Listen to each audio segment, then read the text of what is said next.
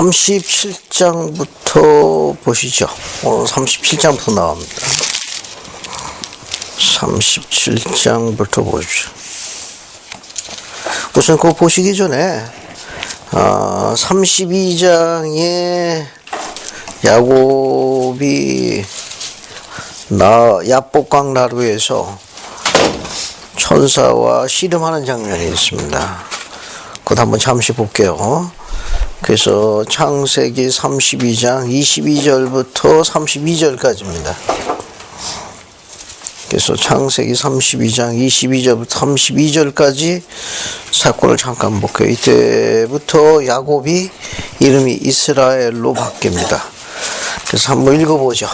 그래서 32절부터 시작해가지고 28절까지를 큰수렁제님 읽어보시고 29절부터 32절까지는 정상호 형님 한번 읽어보세요. 밤에 일어나 그 아내와 그 여종과 11 아들을 인도하여 야복 나루를 건널 때 그들을 인도하여 시내를 건너며 그 소유도 건너고 야곱은 홀로 남았더니 어떤 사람이 날이 새도록 야곱과 씨름하다가 그 사람이 자기가 야곱을 이기지 못함을 보고 야곱의 환도뼈를 치매 야곱의 환도뼈가 그 사람과 씨름할 때에 위골되었더라. 그 사람이 가로되 날이 새려 하니 나로 가게 하라. 야곱이 가로되 당신이 내게 축복하지 아니하면 가게 하지 아니하겠나이다. 그 사람이 그에게 이르되 내 이름이 무엇이냐.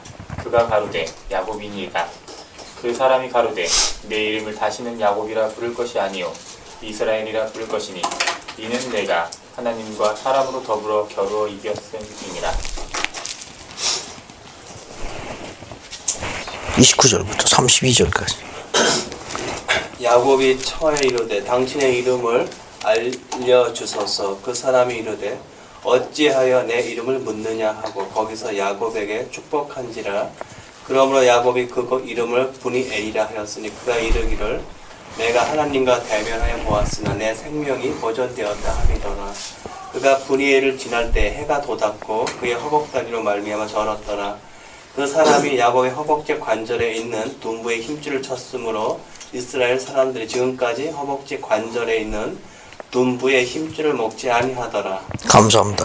여러분 여기 보면 야복강 나루하가 나와 있고 야곱이 밤새도록 씨름해가지고 이겨가지고 그 장소 이름을 브니엘이라 했더라고 되어 있습니다. 거기 24절 보면 야곱이 홀로 남았더니 어떤 사람이 날이 새도록 야곱과 씨름하더라. 그렇게 되어 있죠. 그래서 씨름에서 그때 쟁취해서 얻은 이름이 28절에 있습니다. 야곱이라 부르지 않을 것이지 앞으로 뭐라 부른다? 이스라엘이라 부르겠다. 이는 네가 하나님 및 사람들과 겨루어 이겼습니다.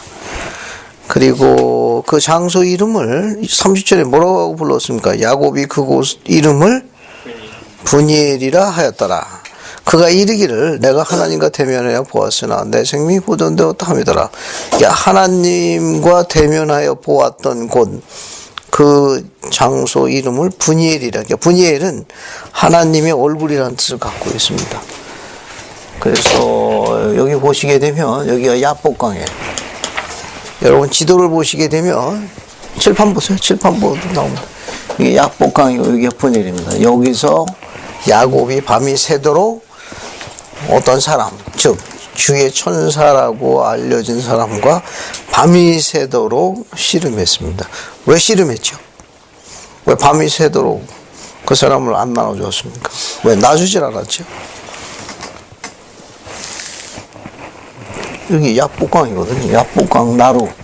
여기가 바로 브니엘입니다. 하나님의 얼굴을 대면한 곳. 여기서 야곱이 어떤 사람하고 밤새도록 씨름했어요. 그 사람이 날이 이제 이렇게 새가니까 날 이제 놔달라. 못 놔준다. 축복하고 와. 그래서 축복하기를 이제 야곱이라 부르지 않을 것이요. 이제 뭐라 부를 것이라? 이스라엘이라 부를 것이라. 주어진 그 장소 이름이 야복강 나루의 브니엘이에요. 그래서 이 경전에 여기 기록해 보게 되면은 30절까지는 주님의 종인 천사와 어떤 사람과 야복강 나루에서 씨름한 이야기고 30절은 하나님을 대면해 보았던 기록입니다. 그래서 조셉 필딩 스미스 회장님은 앞에 나와서 야복나루 분이엘에서 야곱과 씨름한 사람이 뒤에 있는 하나님이라고 동일하진 않다. 그렇게 설명하셨어요. 그러니까 29절까지가 한 사건이고 30절부터는 다른 사건. 요 30절만은 이제 다른 사건으로 보셨어요. 그러니까 22절부터 32절 사이에 그 30절이 삽입이 되는데 요거는 별개의 사건이다. 그 야곱이 분이엘에서 하나님을 대면한 사건은 별개 사건이다. 그래서 야복강 나루에서 천사하고 주님의 종하고 씨름해서 축복을 얻은 기록하고 야곱이 하나님을 대면해서 본 사건 두 개가 좀 섞여 있는 것이다. 그래서 야복강 나루에서 씨름한 사람이 곧 하나님과 씨름한 것은 아니다. 이렇게 정리하셨으니까 그렇게 이해하시면 도움이 될 것 같네요. 그 다음에 이제 37장으로 갑니다. 37장을 보세요. 그 37장 보게 되면은 이제 요셉과 그의 형제들에 관한 기록이 나오는데 37장 1절부터 봅시다. 야곱이 가나안 땅 곧 그의 아버지가 거류하던 땅에 거주하였으니, 그러니까 야곱이 가나안 땅 곧 그의 아버지는 누굴 이야기하죠? 이삭이죠, 그죠? 그러니까 이삭의 아버지는 누굽니까? 아브라함 말이에요. 아브라함, 이삭이 거한 지금 땅이 어느 땅이냐 하는 겁니다. 이게 어디에 거하고 있습니까, 지금? 여기 37장 1절 보면 야곱이 가나안 땅, 여기 전부 가나안 땅이거든요. 가나안 땅에 그의 아버지, 즉 이삭, 아브라함과 이삭이 거류한 땅에 거주하였더라. 어디를 나타내는 것 같아요? 그래서 지명이름, 이게 지명이름은 부엘세바, 그 다음에 헤브론, 예루살렘, 세겜, 도단 쭉 지명이 나와 있는데 어디쯤 해당된 것 같아요? 자, 35장 27절 한번 읽어볼까요? 35장 27절 봤습니까? 35장 27절 보세요. 찾았으면 한번 손민혜 자매님 27절 한번 읽어볼까요? 야곱이 길앗 아르바의 마므네로 가서 그의 아버지 이삭에게 이르렀으니 길앗 아르바는 곧 아브라함과 이삭이 거주하던 헤브론이더라. 감사합니다. 거기 보면 뭐라고 나와 있습니까? 맨 끝줄에 아브라함과 이삭이 거류하던 어디더라? 헤브론이더라. 지금 이제 31장 어디부터 시작하는 거예요? 스토리가. 이게 헤브론부터 시작하는 거예요. 헤브론. 됐죠? 이제 37장, 이제 요셉이 팔려갑니다. 팔려가는 시작. 그래서 요셉이 팔려가는 시작이, 스토리가 시작된 것은 헤브론인데, 여기 아버지 야곱이 여기에 거하고 있었다. 그런 말입니다. 이건. 자, 거기 보세요. 그 37장, 지금 2절을 보게 되면, 야곱의 족보가 이러하더라. 거기, 요셉이 나이가 몇 살로 나옵니까? 17세 소년으로 나오죠. 누구와 함께 있었어요? 형들과 함께 있었죠. 그 족보를 한번 좀 봅시다. 족보를 한번 볼게요. 35장 다시 보세요. 창세기 35장 23절부터 봅시다. 창세기 35장 23절 봤어요. 자, 거기 보면 그 위에 보면 야곱의 아들은 모두 몇 명이라? 12입니다. 그죠? 23절 보면 레아의 아들들은 야곱의 장자 누가 있어요? 루벤, 시므온, 레위, 유다, 이사갈, 스불론이요. 모두 몇 명입니까? 레아가 낳은 아들에게 몇 명 나와 있어요? 루벤, 시므온, 레위, 유다, 이사갈, 스불론. 모두 6명이네요. 그죠? 그 다음에 라의 아들들은 몇 명이 나와 있습니까? 요셉과 베냐민 2명이 있습니다. 그 다음에 라헬의 여종 이름은 누구예요? 비라죠, 비라. 비라의 아들들은 누굽니까? 단과 납달리죠. 그죠? 그 다음에 이제 26절 보면 레아의 여종 이름이 뭡니까? 실바예요. 실바의 아들은 누굽니까? 갓과 아셀이니 이들은 야곱의 아들들이요. 바탄 아람에서 그 여기서 나온 이 바탄 아람 하란 땅을 이야기하는 겁니다. 그런데 흥미있는 건 뭐냐면은 그 35장 22절 한번 보세요. 35장 22절을 보시게 되면은 거기 보면 레아의 장자가 누구죠? 루벤이 누구와 간통합니까? 간음죄를 범했죠. 그렇죠. 저 라헬의 여종, 거기 25절에 보면 라헬의 여종 누구예요? 비라. 그러니까 계모와 통관한 겁니다. 통관한 거예요. 그래서 22절 보면 이스라엘이 그 땅에 거할 때 루벤이 가서 아버지의 첩, 즉 계모 비라와 동침하며 이스라엘이 이를 들었더라. 그래서 야곱이 이를 나중에 오랫동안 이 부분을 늘 기억에 남겨가지고 축복할 적에 루벤이 장자 상속권이 박탈되는 주요 이유가 된 게 바로 이 사건입니다. 이 간통 사건이. 이 계모와 통관을 했습니다. 이 사건 때문에 루벤은 장자 상속권이 이제 잊어버리게 됩니다. 그래서 이게 이미 이 사건은 비라와 루벤이 이제 동침해가지고 이제 장자 상속권을 이제 박탈당합니다. 그래서 이제 다들 이 부분에 대해 가지고 이제 자신들이 이제 상속권을 받아야 되지 않느냐 그런 생각들을 하게 되는 거예요. 그래서 여러분 다시 35장 23절 보면 레아의 아들들은 야곱의 장자 루벤인데 루벤이 지금 어떻습니까? 통관해가지고 상속권을 이제 박탈당하게 돼요. 그러면 누가 욕심을 낼 수 있을 것 같아요? 시므온도 욕심내죠. 자기가 두 번째 서열이니까, 그죠? 그러니까 누구도 욕심낼 수 있습니까? 라헬의 여종 비라의 아들 누구도 욕심낼 수 있어요. 단도 욕심낼 수 있습니다. 그 다음에 또 레아의 여종 누구도 욕심낼 수 있어요. 갓도 마찬가지입니다. 이렇게 이제 여러 형제들이 이제 장자 상속권을 루벤이 상실함으로 인해 가지고 손목 기대치가 높아진 거예요. 그런데 37장 보게 되면 아버지 야곱은 누굴 사랑했습니까? 거기 보세요. 자, 31장 보시게 되면 이제 요셉의 나이가 17세입니다. 17세인데 야곱이 아까 공부한 대로 조금 전에 우선 레아라는 아내를 통해서 아들이 6명이에요. 라헬, 이게 정실 부인입니다. 거기서 아들이 2이에요. 그래서 레아의 여종이 실바입니다. 실바를 통해 가지고 아들이 2이 추가가 됩니다. 그 다음에 누굽니까? 여기 라헬의 여종 비라. 그래서 아들 2이 추가가 돼요. 그래서 모두 다 합쳐서 야곱이 12아들을 둡니다.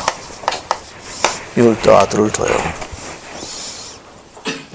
그런데 여기서 레아의 장자 루벤이 통관해가지고 상속권을 잊어버리게 됩니다. 그로 인해가지고 이 나머지 아들들 사이에 소위 표현이 좀 안 좋습니다만 대권 다툼이 일어난 거예요. 그런데 아버지 야곱은 장자 상속권을 암시하는 제스처가 거기 나와 있어요. 한번 찾아봅시다.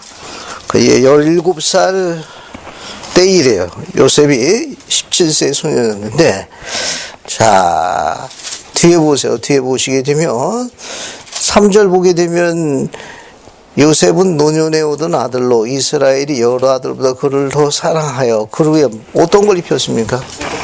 채색 옷을 입혔어요. 야곱이 요셉을 제일 사랑했습니다. 그래서 채색 옷을 입혔어요. 채색 옷. 이 채색 옷은 어떤 옷이냐? 뭐 여러 가지 이제 이야기가 많이 나오는데 이 채색 옷은 우리 교재에도 설명이 좀 나와 있습니다. 나와 있는데 이 발목까지 오는 긴 옷으로 알려져 있어요.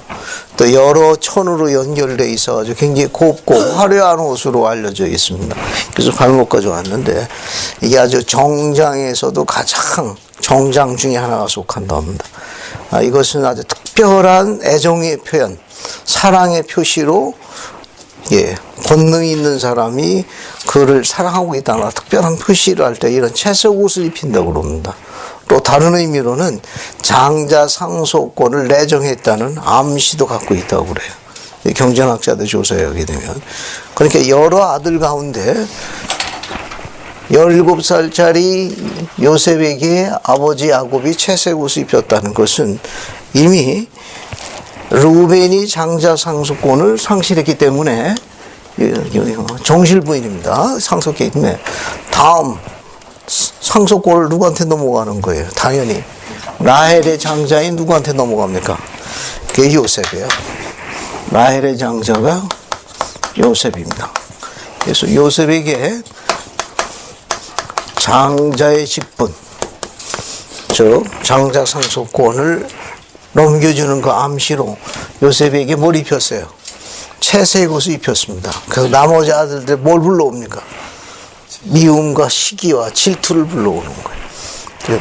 왜냐하면 여기 보면 실바는 레아의 여종이에요. 비라는 라헬의 여종이고, 당시에 여종들은 주인의 소유물로 여겼기 때문에 상속권은 아예 거론되지 않았습니다. 그런데 이제 그런 기대치들이 높였던 거죠.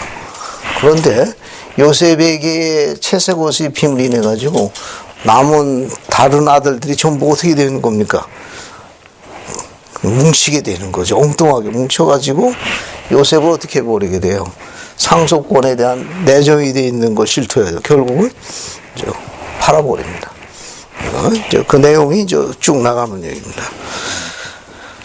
자, 그 다음에 이제 또 이 채색 옷 사건이 있고, 요셉이 형들의 이제 미움을 받기 시작합니다. 미움을. 근데 이 채색 옷 사건이 하나가 있고, 또 다른 사건이 또 하나가 있어요. 그게 무슨 사건인가 하면은 꿈 이야기.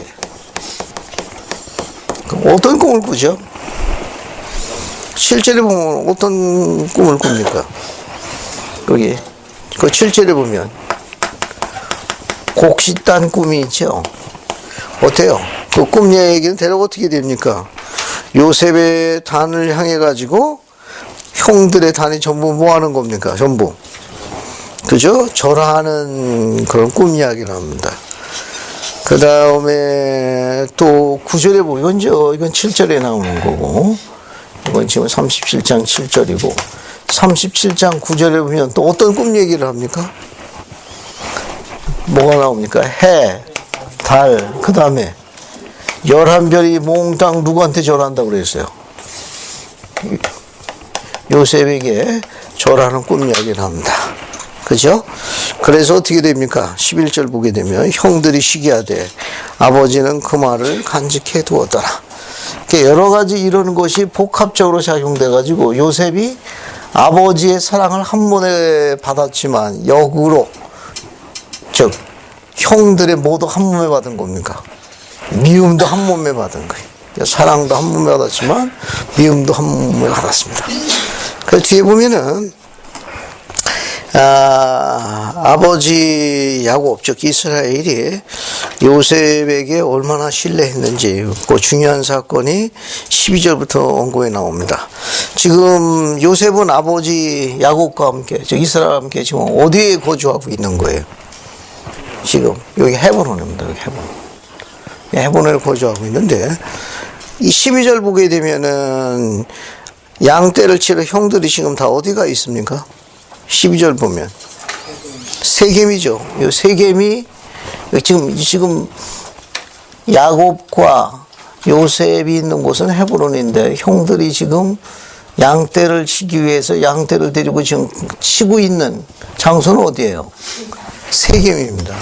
그러면 여기 헤브론에서 여기 세겜까지는 약 72km 정도 떨어져 있다고 그래요. 학자들의 견해는 대략 약 한 70km 정도 어떤 학자는 뭐 한 75kg인데 보통 중간 부분에서 72kg로 봤습니다. 그러니까 헤브론서부터 세겜까지는 최하 약 70km 정도 떨어진 거니까 가까운 거리 아니죠. 거기 누굴 보낸 거예요? 17살 된 요셉을 보낸 거예요. 왜 아버지 야곱이 세겜에 있는 형들의 양을 치고 있는데 왜 그쪽으로 보냈죠? 왜 요셉을 여기 세겜까지 보냈습니까? 야곱이. 어떻게 생각하십니까? 여기 70km 떨어진 거예요. 헤브론에서 세겜까지 떨어졌는데 왜 아버지 야곱은 요셉을 70km 떨어진 세겜에 있는 형들이 있는 곳으로 보냈냐 하는 겁니다. 왜 보냈을까요?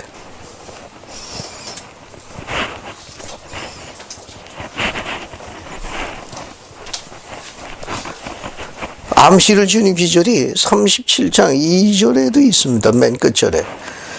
37장 2절에 뭐라고 되어 있어요? 거기 보세요. 요셉이 17세의 소년으로서 그의 형들과 함께 뭐 할 때? 양을 칠 때에, 그죠? 양을 칠 때에 건너뛰고, 즉, 그가 형들의 잘못을 아버지에게 말하더라라고 되어 있죠? 그럼 형들이 양떼를 치는데 성실했다는 겁니까? 성실하지 않았다는 겁니까? 그렇게 성실하지 않았던 것 같아요. 왜냐하면 37장 2절을 보게 되면은 형들하고 같이 양떼를 치는데 형들이 아마 성실하지 않았던 것 같습니다. 그 보고를 누구한테 한 거예요? 아버지한테 한 거니까 미움을 받는데 이미 전제가 된 게 뭐냐면은 뭡니까 이제 요셉이 형들이 양떼를 보는데 좀 성실하지 않다. 본분에 충실하지 않다. 이런 것을 누구한테 고한 겁니까? 그 일종의 이제 뭡니까? 밀고자의 의심. 그죠? 증거는 없지만, 물증은 없지만은 심증은 굳어가는 사이에 미움이 증폭되고 있는데 또 뭘 입혀준 겁니까 또? 채색 옷을 입히니까 이제 업그레이드 됐죠. 그 다음에 또, 꿈도 한 번만 얘기하는 게 아니라 두 번씩 겉볶아가지고 아주 열을 더 증폭시킨 거예요. 그죠? 그래서 이제 형들이 이제 여기 어딥니까? 세겜으로다가 양떼 치러 갔는데 아버지가 일전에 요셉한테 들은 보고가 있었기 때문에 요셉 어떻게 했습니까? 보낸 거예요. 양들을 잘 지키고 치고 있는지 다녀오라라. 그래서 요셉이 이제 세겜으로 갑니다. 세겜으로 갔는데 세겜에서 봤습니까? 14절 보세요. 14절 맨 끝에 줄. 봤어요? 아버지 이스라엘이 이야기합니다. 14절. 네 형들과 양떼가 다 자리인지 보고 돌아와 내게 말하거라 하고 그를 헤브론 골짜기에서 보내니 그가 세겜으로 가니라. 그러니까 여기 헤브론 골짜기에서 어디로 간 거예요? 세겜으로 간 겁니다. 그런데 형들이 그 세겜에 있었나요? 형들이 세겜에 있었습니까? 15절 보세요. 들에서 방황하는지라 하니까 세겜의 형들이 없어진 거예요. 그래서 어디로 갔는가 하면 17절에 어디로 갔다 그럽니까? 도단으로 갔다 합니다. 여기 보세요. 도단. 칠판 보세요. 여러분 지도는 유인물에 다 있습니다. 세겜에서 약 20km 떨어진 데랍니다. 이 도단이. 일로 간 겁니다. 그러니까 헤브론서 볼 적에는 최소한 약 90km가 넘는 거예요. 약 90km가 넘는 겁니다. 지금 헤브론서부터 도단까지면은 약 90km 이상 떨어진 곳입니다. 자, 그러면 우리는 여기서 요셉으로부터 어떤 면을 찾아볼 수 있죠? 일단 형들이 아버지한테 보고한 거는 장소 어디예요? 세겜이죠? 근데 세겜에 갔더니 있습니까? 지금 실종됐습니다. 그 수소문하니까 어디로 갔다고 그래요? 도단으로 갔다 해서 또 20km 떨어진 거예요. 그러면 요셉은 헤브론서부터 도단까지 최소한 몇 킬로를 간 거예요? 90km 이상 간 겁니다. 자, 그럼 우리는 요 짧은 절에서 17살 청소년 요셉으로부터 어떤 면을 찾아볼 수 있습니까? 지금 여기서 여러분 뭘 들여다볼 수 있어요? 형들하고 요셉하고 비교해 볼 적에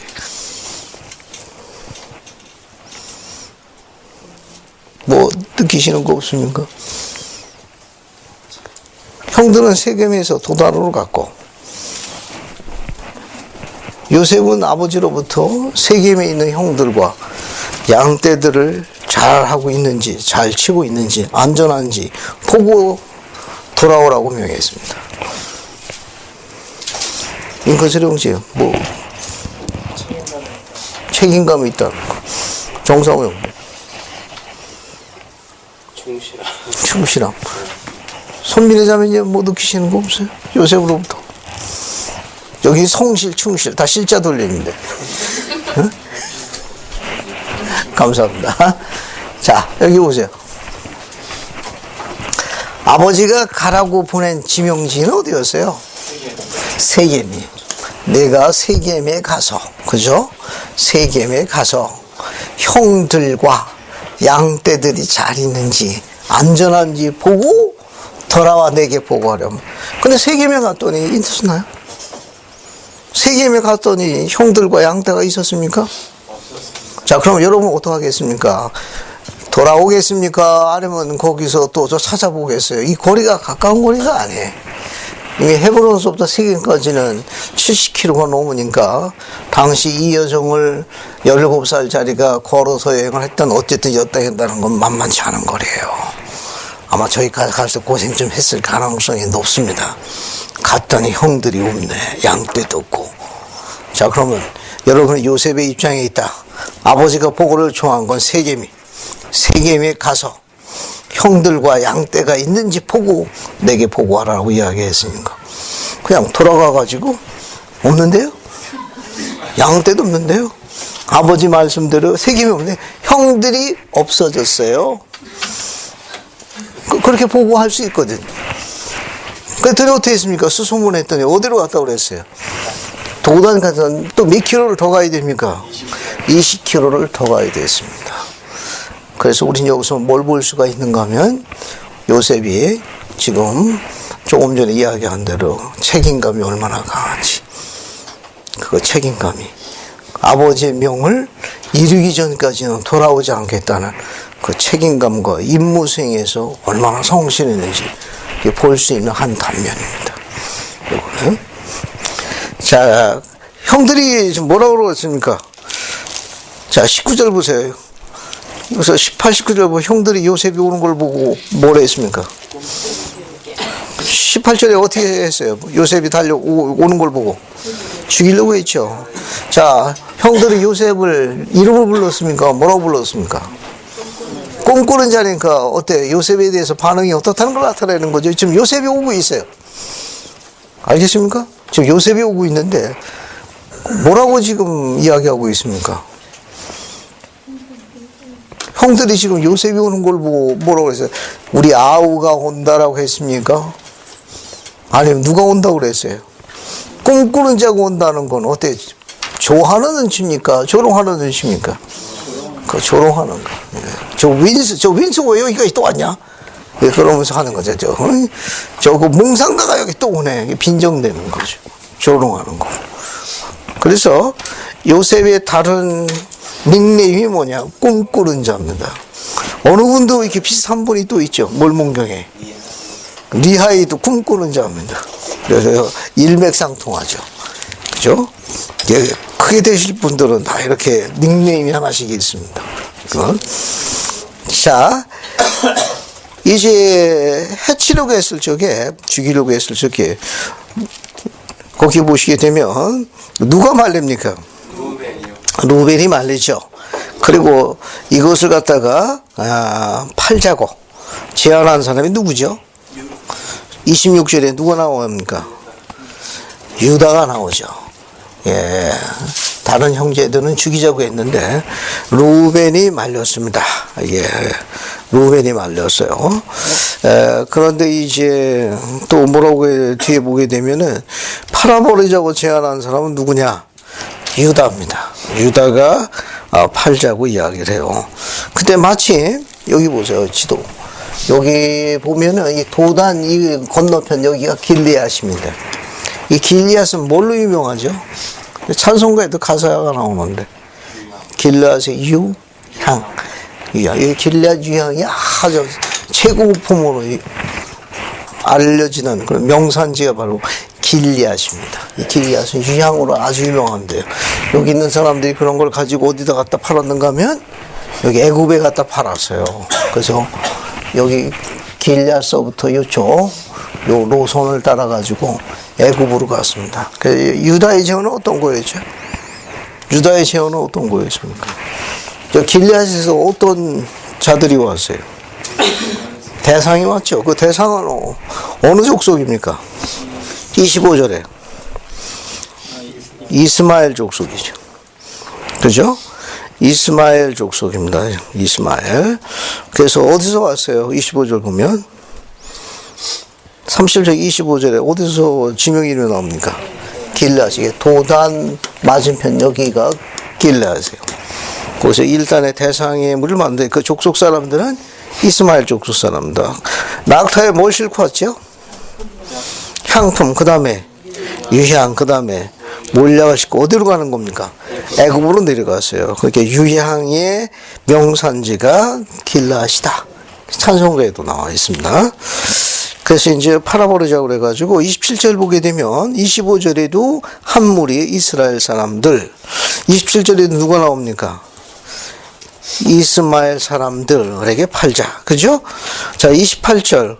그때에 미디안 사람 상인들이 지나가고 있는지라 형들이 요셉을 구덩이에서 끌어올리고 은 20에 그를 이스마엘 사람에게 팔아버리니 그 상인들이 요셉을 데리고 애굽으로 갔더라. 애굽으로 팔려갑니다.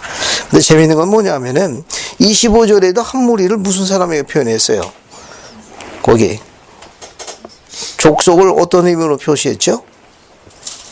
25절에 한 무리의 이스마엘 사람들이고 27절에는 거기는 뭘로 나와요?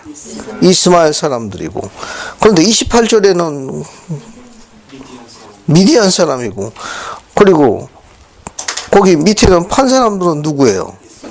이스마엘 사람들이 나오죠. 그죠? 그 뒤에도 재미있습니다. 39장 1절 봐요. 39장 1절 봤습니까? 거기 39장 1절 요셉이 이끌려 애굽에게 내려가매 바로의 시나 친위 대장 애굽 사람 보디발이 그를 그리로 데려간 누구 손에서? 이스마엘 사람 손에서. 아니 그러면 다시 앞에 보세요. 자, 유다의 재헌으로 인해 가지고 요셉을 팝니다. 그 요셉을 판 대상, 그 요셉을 샀어요. 그 산 무리에 대해서 뭘로 묘사해 있습니까? 저래 보면 39장 1절에는 이스마엘 사람으로 나오죠. 그런데 느닷없이 이 37장 28절에는 미디안 사람 상인이 나온다. 그러면 어떻게 만든 거예요? 지금 여기 유다의 재헌에 의해 가지고 요셉이 팔려요. 거기 뭐 39장 1절 보면은 이스마엘 사람들에게 보디발이 샀다고 돼 있어요. 그런데 앞에 나와 있는 37장 28절 보면은 거기 미디안 사람 상인이라고 나옵니다. 상인이에요. 이 미디안 사람은 3번 언급됐고 이스라엘 사람은 참 이거 정정합니다. 3번 언급됐고 미디안 사람은 1번 언급된 거예요. 그러면 여기 길앗서부터 애굽까지 이 물품을 팔러 나간 이 대상의 무리는 정확하게 이스마엘 사람입니까? 미디안 사람입니까? 이스마엘 사람. 그럼 미디안은 왜 들어온 거예요? 같이 가는 거 아닐까? 같이 갔다. 해설이 2가지가 있습니다. 2가지가 있어요. 이스마엘 사람 족속하고 미디안 사람 족이 섞여서 통행했을 것으로 보고 있다. 그런데 또 일부 학자들은 실제로 보디발이 산 사람들의 손은 이스마엘 사람에서 샀다고 그랬으니까 아마 이 부분은 오역일 가능성이 있다. 이렇게 해석이 2가지가 다 있습니다. 그래서 이스마엘 사람하고 미디안 사람들이 섞여 있을 가능성에 대한 학설도 있고 그러나 보디발이 산 대상은 미디안 사람 상인이 아니고 이스마엘 사람 손에서 샀더라고 그랬기 때문에 아마 이스마엘 사람으로 통일하는 게 맞다. 이렇게 보는 견해도 있고 견해가 두 가지가 있다는 거죠. 보편적으로 이스마엘 사람 손으로 봅니다. 하나로 통일해가지고. 자, 이제 뒤로 뚝 넘어갑니다. 뚝 넘어가가지고. 자, 이제 나머지 내용을 여러분 한번 쭉 보시면 돼요. 그래서 이제 39장으로 갑니다. 39장을 보시면은 이제 누구한테 팔리지요? 39장 1절. 드디어 이제 요셉이 애굽으로 갑니다. 애굽으로 가가지고 이제 요셉이 누구한테 팔립니까? 애굽의 시위대장 누구예요? 그죠? 애굽의 시위대장 보디바라에게 팔려갑니다. 여기 시위대장이라는 것은 어떤 사람인가 하면은 여기 여러 가지 이제 내용이 많이 나와 있는데 그 시위대장에 대해서는 뭐라고 이야기할까요? 보편적으로 여러 가지 이제 학설이 많이 있는데 이 시위대장은 지금도 마찬가지입니다만은 왕을 특별히 보호하는 특별 부대라고 그래가지고 친위대라고 그러고 혹은 근위대라고 그러죠. 아마 근위대의 총사령관쯤 되는 상당히 권세 있는 권세가로 보고 있습니다. 왜냐하면은 그 바로의 중재인들을 다스리는 그런 감옥을 총관장하고 있었으니까 아마 상당한 권세가로 알려져 있어요. 그러니까 왕의 중재인들에게 벌을 주든지 그렇게 또 형벌을 주든지 사형을 집행할 수 있는 형집행인이에요. 집행관입니다. 집행관이니까 상당한 권세가예요. 그래서 그 감옥을 총감독했고 또 왕이 명한 중재인들을 형벌을 주거나 사형을 집행할 수 있는 집행관, 총사령관이니까 시위대장 보디발은 상당한 권세가 있는 사람으로 추정하고 있습니다. 그런데 보세요. 뒤에 쭉 보게 되면은 4절에 요셉이 팔려가가지고 지금 뭘로 발탁이 됩니까? 가정총무로 발탁이 됐죠. 그러면 요셉이 가정총무로 발탁이 된 것은 일종의 이제 하나의 여기도 이제 감독관입니다. 그 시무감독관에 아마 뭐 더 쉽게 설명하면 총집사 뭐 이 정도 될 거예요. 이 정도 있는데 그가 그렇게 된 배경에 대해서는 뭐가 나와 있습니까? 그가 어떻게 해서 이렇게 가정총무로 발탁이 됐죠? 그 이유가 뭡니까? 어떻게 해서 이렇게 가정총무로 발탁이 됐어요? 요셉이 17살에 팔려나가가지고 아마 좀 상당한 기간이 이제 동안에 아마 이 일을 수행했을 거예요. 그런데 거기 종들이 굉장히 많이 있을 텐데 왜냐하면 상당한 권세가였으니까. 그럼에도 불구하고 가정총무로 발탁이 된 것은 보디발의 눈에 들었다는 거죠. 그걸 누가 도와줬다는 겁니까? 그 수많은 종들 가운데 이 요셉이 눈에 들도록 누가 그 일에 관여하신 거예요? 누가 동참하셨다고 나오면 그 절이 어디에 있습니까?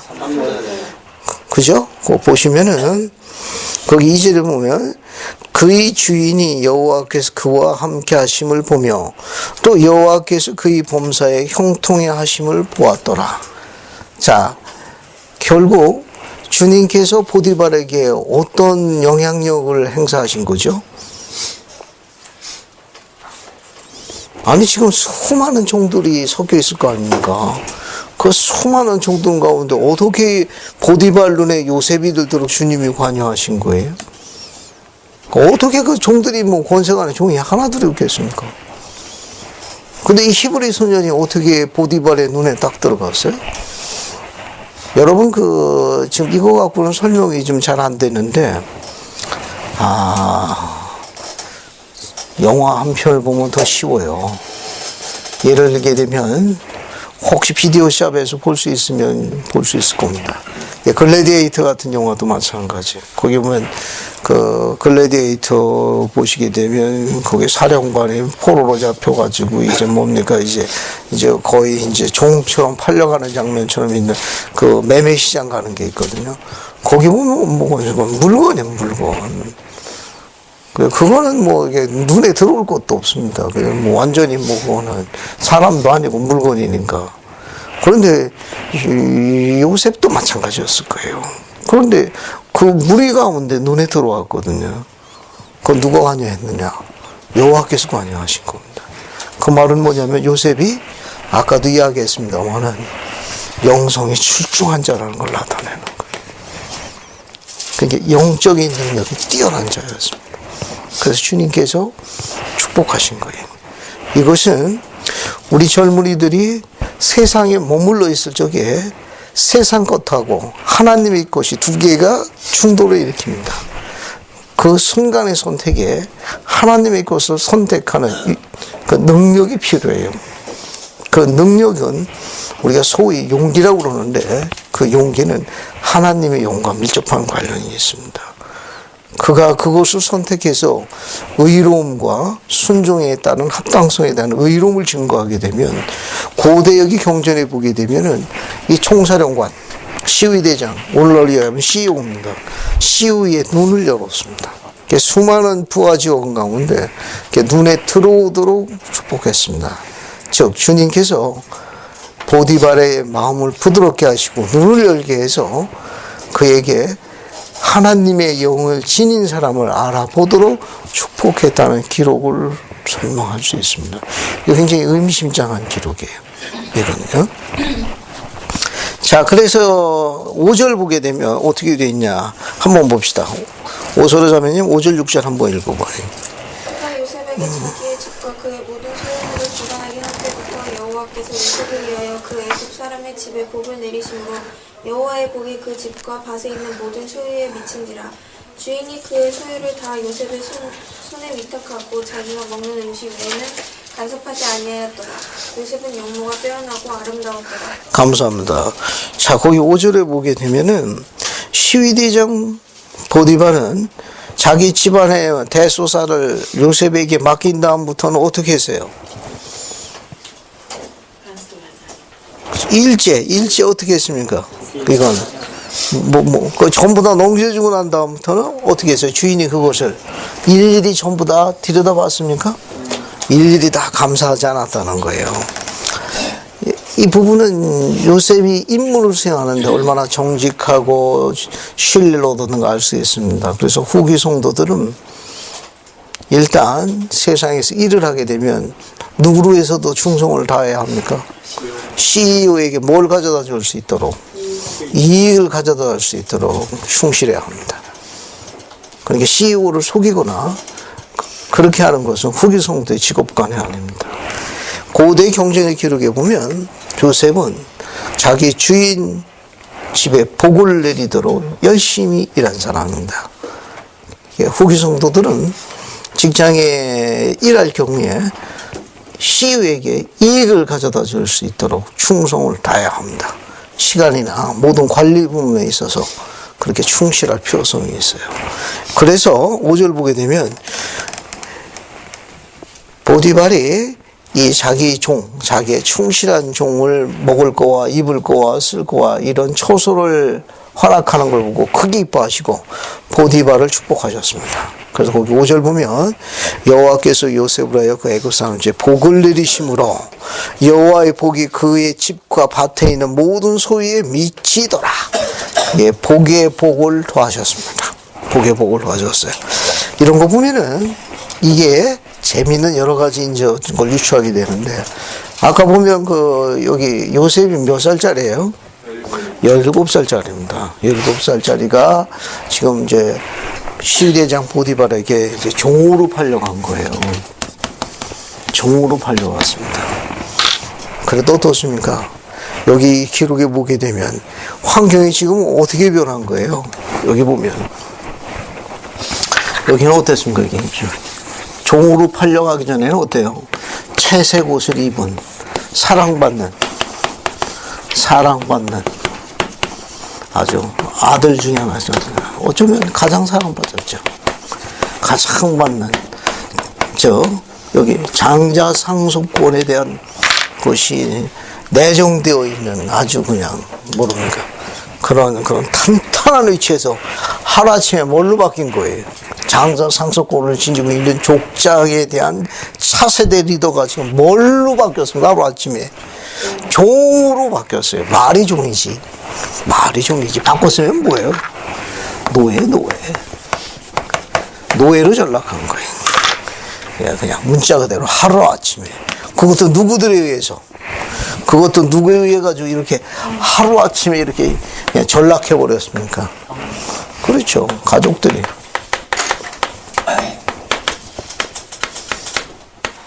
형제들에 의해서입니다. 형제들에 의해서 하루아침에 가장 사랑받는 그런 차세대 리더 신분에서 하루아침에 종으로 전락했습니다. 어때요? 요셉이 불평하거나 좌절하거나 이렇게 해가지고 하나님께 그렇게 대해서 원망하는 기록이 있나요? 우리 조금 더 들여다 봅시다. 자, 조금 더 그냥 6절 보시게 되면 주인이 그의 소유를 다 요셉 손에 위탁하고 자기가 먹는 음식 외에는 간섭하지 않았더라. 우리는 이런 부분에 대해서 문장 하나를 만들어 볼 수 있죠. 그렇죠? 그러니까 사랑받는 것보다는 뭘 받는 게 훨씬 더 좋은 찬사입니까? 신뢰받는 거. 신뢰받는다는 건 안 보이는 데서 잘한다는 뜻이. 보이는 데서 잘하는 게 아니라 안 보이는 곳에서 잘하는 겁니다. 여기 보면 자기가 먹는 음식에는 일체 간섭하지 아니했더라. 우리는 사랑받는다는 단어 표현보다는 신뢰받는다는 찬사가 훨씬 더 가치 있는 거예요. 그리고 또 6절 보게 되면 요셉이 외모가 나와 있죠. 뭐라고 나와 있습니까? 용모가 빼어나고 그 다음에 뭐라고 되어 있어요? 아름다웠더라. 여기 용모가 빼어나고는 문자 그대로 보시면 돼요. 근데 보는데 영문을 보게 되면 품격, 그게 격이 있어 보였습니다. 그러니까 이 말은 뭐냐면 귀히 보였다 그런 겁니다. 가볍게 안 보이고 천박하게 안 보이고 격이 있어 보였다는 말은 좀 귀하게 보였다 그런 뜻입니다. 그 다음에 아름다웠더라는 이 문장의 뜻은 뭐냐면 그 원문의 뜻은 well favored라는 뜻인데 이거는 몸매가 잘 빠진 그런 거. 이게 얼짱에다가 몸짱에다가 그죠? 격이 있는 품짱도 되나 격짱이 되나 어쨌든 그렇게 이제 세팅된 거니까 뭐 그냥 금방 눈에 들어오는 젊은이였습니다. 이건 그게 뒤에 또 보세요. 뒤에 보십시오. 이 뒤에 보게 되면 누가 이렇게 요셉을 유혹하려고 이렇게 프로그램에 집어넣어가지고 요셉을 유혹합니까? 그게 누굽니까? 시위대장 보디발의 누구예요? 아내입니다. 시위대장 보디발의 아내가 누굴 유혹하죠? 종인된 종인 요셉을 유혹합니다. 어떻게 유혹했습니까? 얼마나 유혹했어요? 그 제스처를 한번 볼까요? 경전 한번 볼 겁니다. 그 후에 그의 주인 아내가 요셉에게 뭐 하다가? 눈짓하다가 뭘 원하니? 동침하기를 청하니. 그죠? 그 다음에 이제 보세요. 그래서 8절 보면 요셉이 어떻게 했습니까? 자, 눈짓하고 동침하기를 청했는데 요셉이 어떻게 했습니까? 거절하죠. 그죠?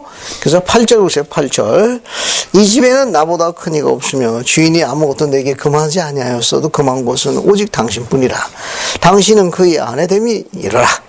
거기 이 성구는 아주 사랑받는 고대부터 오늘날까지 유효한 성구입니다.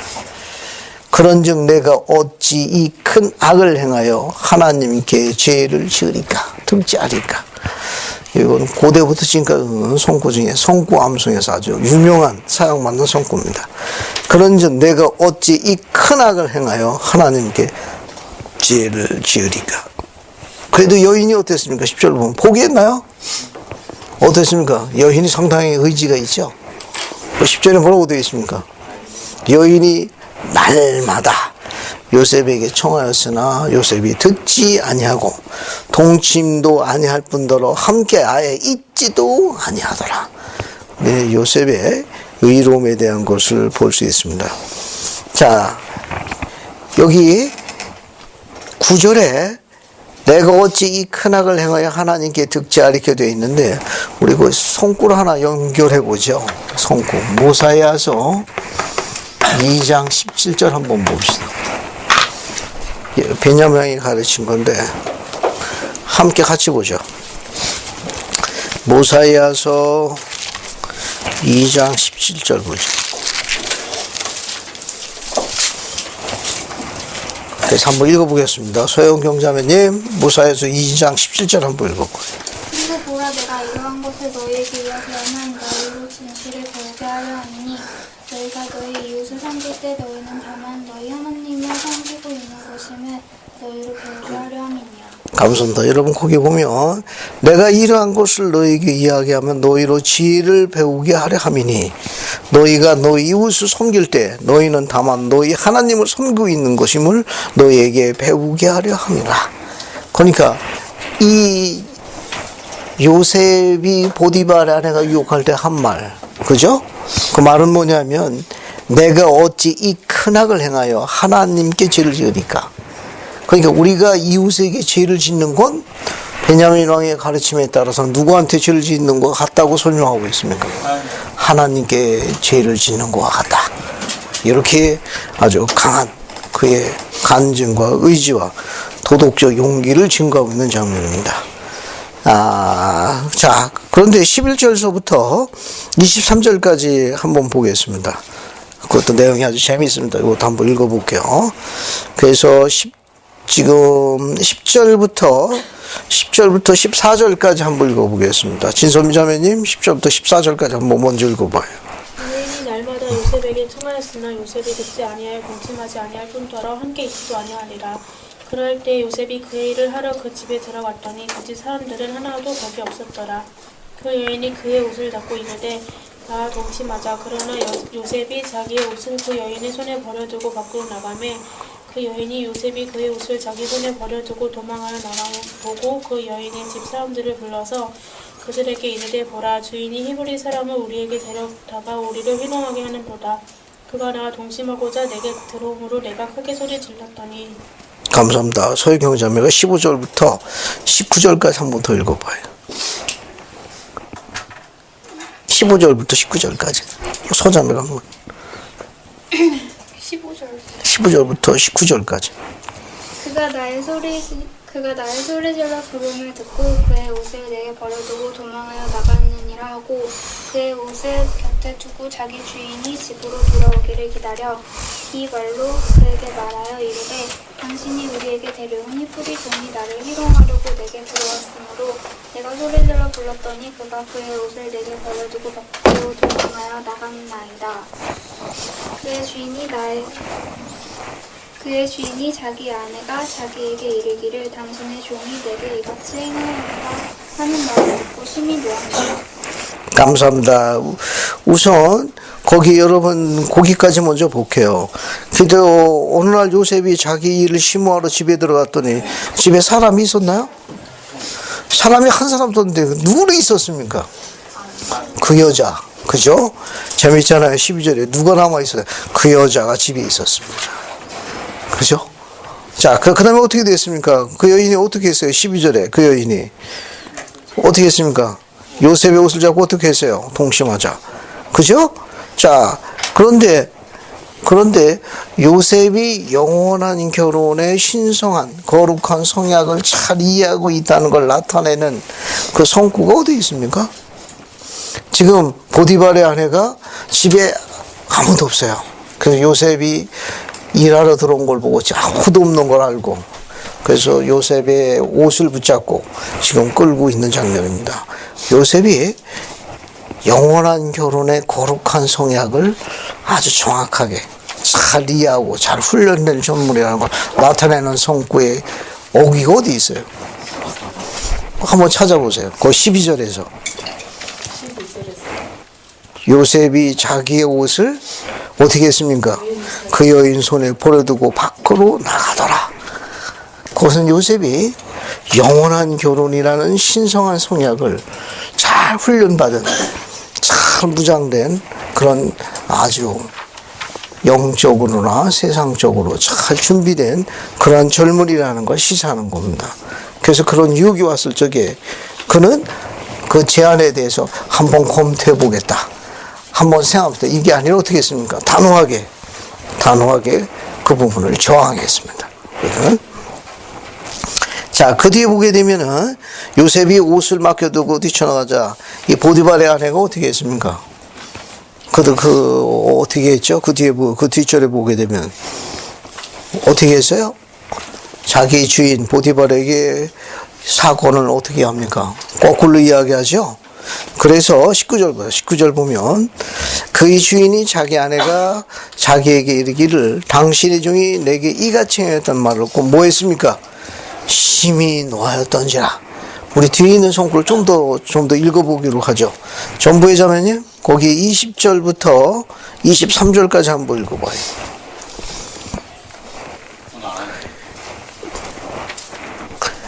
20절부터 23절까지 한번 읽어봐.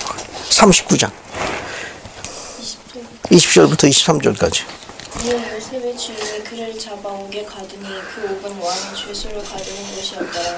요셉이 옥에 갇혔으나 여호와께서 요셉과 함께 하시고 그에게 인자를 더하사 간수장에게 은혜를 받게 하심에 간수장이 옥중 죄수를 다 요셉의 손에 맡김으로 그 재반 사함으로 요셉이 처리하고 간수장은 그의 손에 맡긴 것을 무엇이든지 살펴보지 아니하였으니 이는 여호와께서 요셉과 함께 하심이라.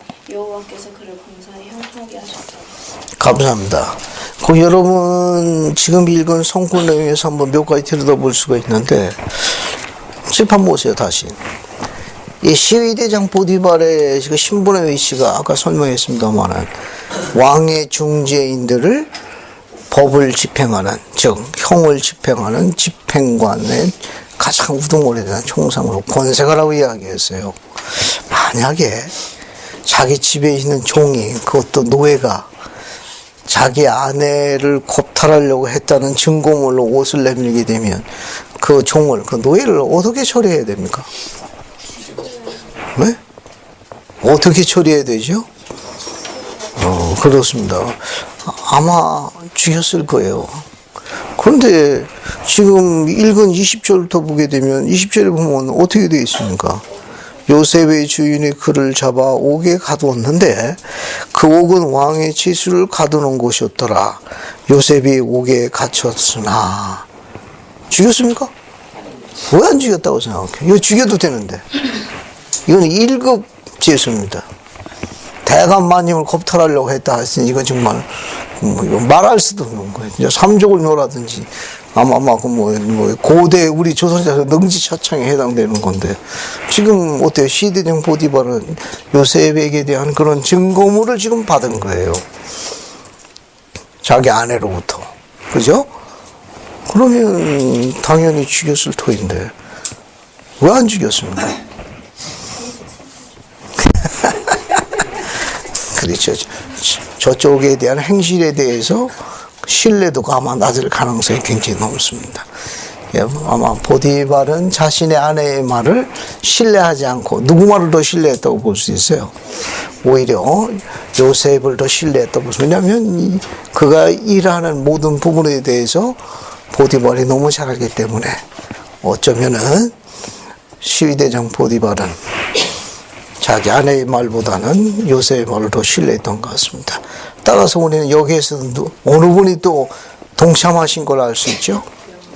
여호와께서 보디발의 그런 분별의 행을 축복했을 가능성에 대해서 알 수 있습니다. 왜냐하면 경전의 기록은 또 거기서 그런 암시를 주는 기절이 하나 또 있어요. 21절 보면 여호와께서 요셉과 함께 하시고 그 뒤에 뭐라고 나옵니까? 그에게 인자를 더하섭니다.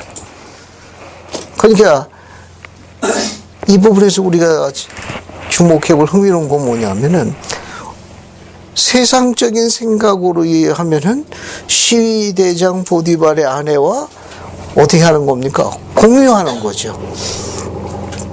그 뜻에 공유하게 되면 어쩌면은 다른 면에 있어서 실익을 거둘 수 있는 아마 그런 생각을 할 수 있을 가능성이 있을 거예요. 그러니까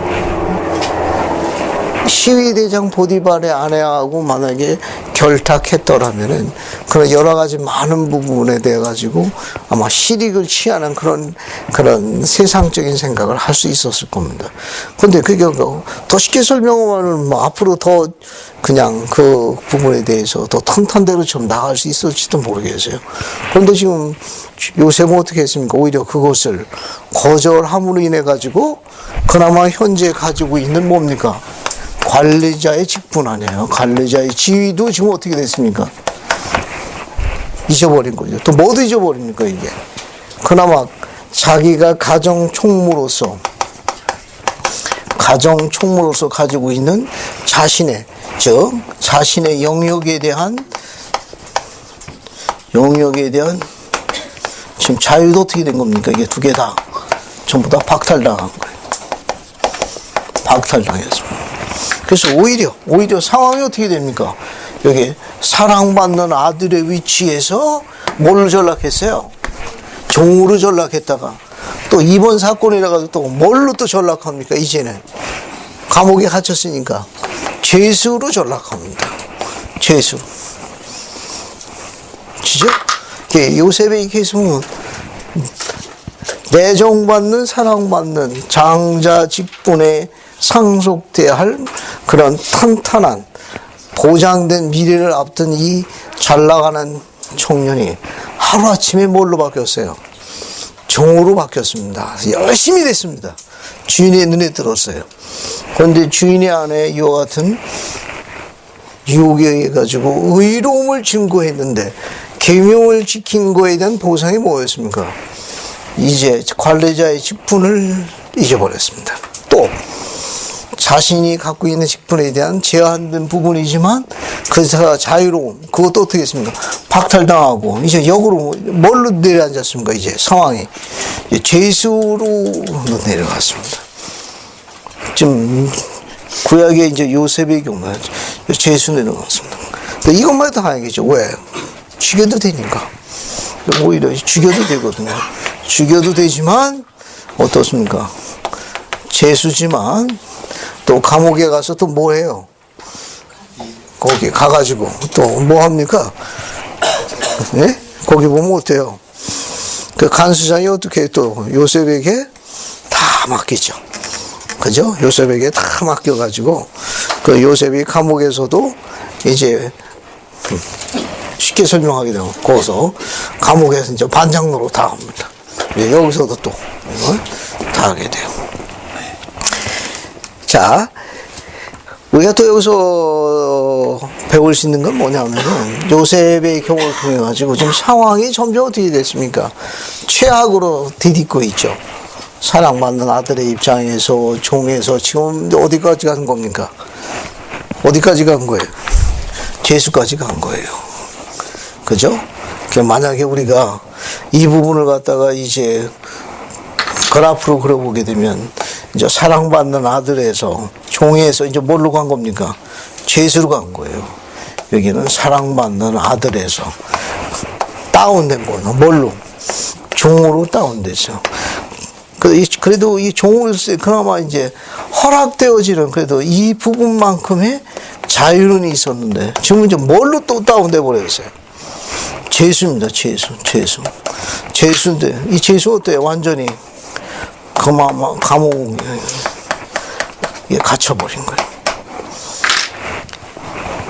종으로 있으면서 그런 세상적인 얄팍한 그런 부분에 결탁을 했었더라면 다른 쪽으로다가 그가 뻗어나갈 가능성이 있었을 거예요. 근데 계명을 지키는 의로움 덕분에 완전히 어떻게 했어요? 그 기회가 완전히 그 속박에서 벗어날 기회가 완전히 상실돼 버린 거예요. 이 감옥에서는 이제 못 나오는 거죠. 나올 수가 없다고. 왜냐하면 죄명이 뭡니까? 1급 죄수, 1급 죄수. 대감만인 겁탈죄 가지고 들어가 있는 거예요. 그러니까 아마 거의 종신지수처럼 들어가 있을 가능성이 높습니다. 그러니까 여기서 속박에서 벗어날 수 있는 건 꼭 어느 분만 할 수 있는 일입니까? 전능하신 여호와 외에는 아무도 못 구해. 아무도 건져낼 수가 없어요. 여기는 뭐 자기의 재능과 뭐에 의해 가지고 관리자의 직분인 가정 총무하는 그 안에서도 이제 어떤 부분에 대한 제한된 부분이지만 자기 능력을 인정받아서 그런 자유를 누릴 수 있었지만은 이제는 뭡니까? 이제는 1급 죄수가 되다 보니까 거의 종신비서기 같으니 이건 뭐 방법이 없는 거예요. 아무도 요셉에게 눈길 줄 수 있는 사람이 없습니다. 저 헤브론에 있는 아버지 야곱도 마찬가지야. 어느 누구 하나 지금 손길을 줄 수 있는 사람, 눈길 줄 수 있는 사람 아무도 없어요. 그러니까 이 상황은 뭐냐면 여기 있는 요셉은 잊혀진 사람. 제일 우리를 슬프게 하는 상황이에요. 아무도 기억 안 해주는 사람이. 저기 아버지와 형제들은 아버지는 죽었다고 생각하고 형들은 팔아버려가지고 뭐 실종된 자. 그리고 요셉은 어때요? 이제는 잊혀진 기억에서 실종된 사람, 사라진 사람. 속박에 앉아서 여기서 아무도 모르는. 이건 누구만 아느냐? 어찌 주님만 알 뿐이야. 자, 우리가 이 요셉에 대해 가지고 이렇게 공부하면서 만약 우리도 그런 사랑받는 그런 아들의 위치에서 하루아침에 자신의 잘못도 아니고, 아니, 자기가 잘못한 거 완전 상황이 좀 다르죠. 이게 다른 삼자에 의해 가지고 종으로 팔렸습니다. 또 종에서 죄수가 된 것도 본인이 잘못했나요? 계명에 불순종한 거냐고. 성약을 깨뜨렸습니까? 역설적으로 이 성약을 깨뜨린 게 아니라 좀 세상 표현으로다가 다른 엉뚱한 생각을 했었더라면 또 다른 방법으로다가 거기에 대한 자신의 확장된 미래를 다져나갈 수 있는 아마 다른 길도 있었을지도 모르겠어요. 그런데 조셉은 어떻게 했습니까? 그죠? 하나님께서 기뻐하시는 일. 왜? 하나님을 사랑한다는 그 이유 하나만으로 이거 어떻게 한 겁니까? 밀어내는 사람. 내 하나님을 영화롭게 하기 위해서 그가 수행한 결과입니다. 그러니까 이 젊은이는, 요셉이라는 젊은이는 하나님을 사랑하는 그것에 대한 우리의 예표를 보여주기는 젊은이에요. 그가 하나님을 얼마나 사랑하고 있는지. 그래서 그 여인의 그런 제안에 대해서는 사시는 하나님께 내가 어찌 이 큰 악을 행하여 죄를 지으리까?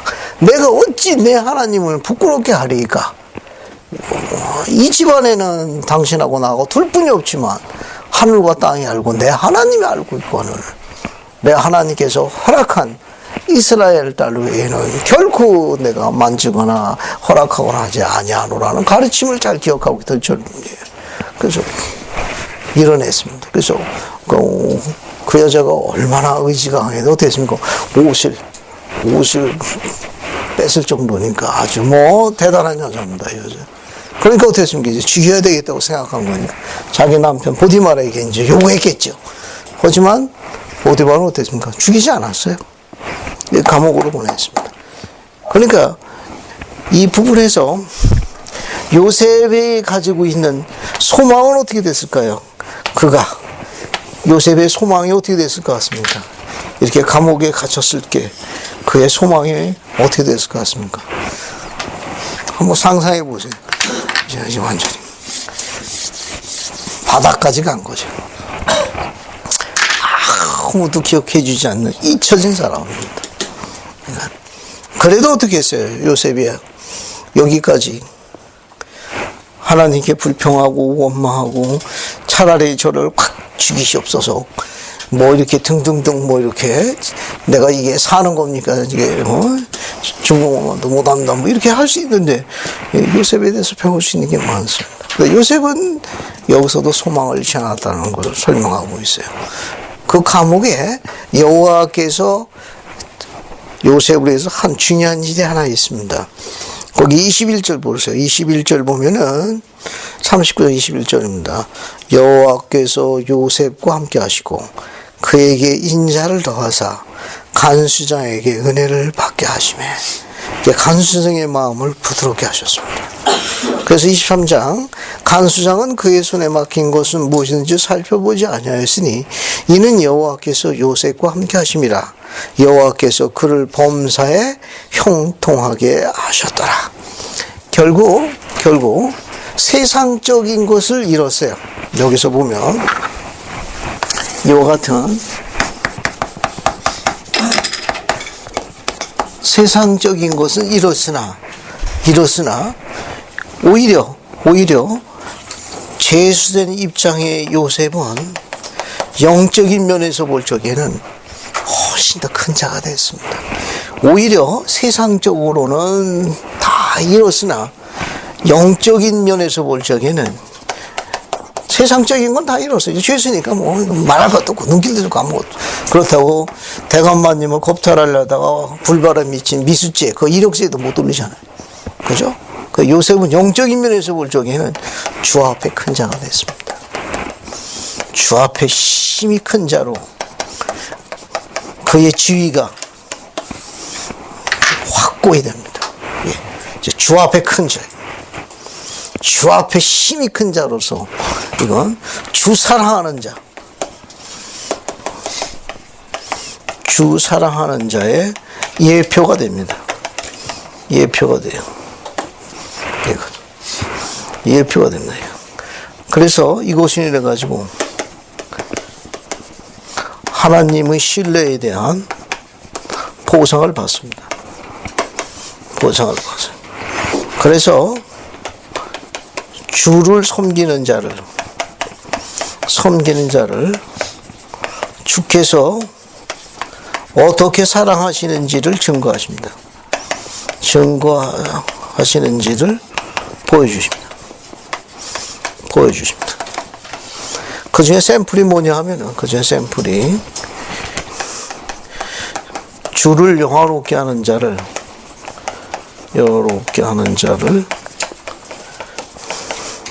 주께서 영화롭게 하십니다. 영화롭게 하십니다. 이 일에 증인으로 선택됩니다.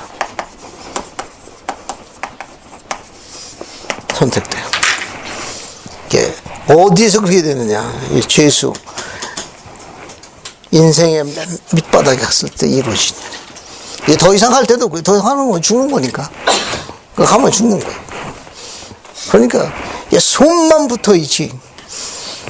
최악의 삶을 살고 있는 겁니다. 그래서 요셉이 세상에서 손길을 거절함으로 인해 가지고 그가 그동안 시우에게 충성을 내서 그나마 자기하고 있던 조그만 자기 둥지마저도 다 박탈당했습니다. 그러나 하나님 앞에 힘이 큰 자로 등재됩니다.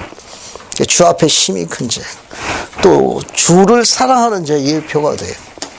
주님께서 하나님에 대한 절대적인 신뢰에 대해서 이제 보상하십니다.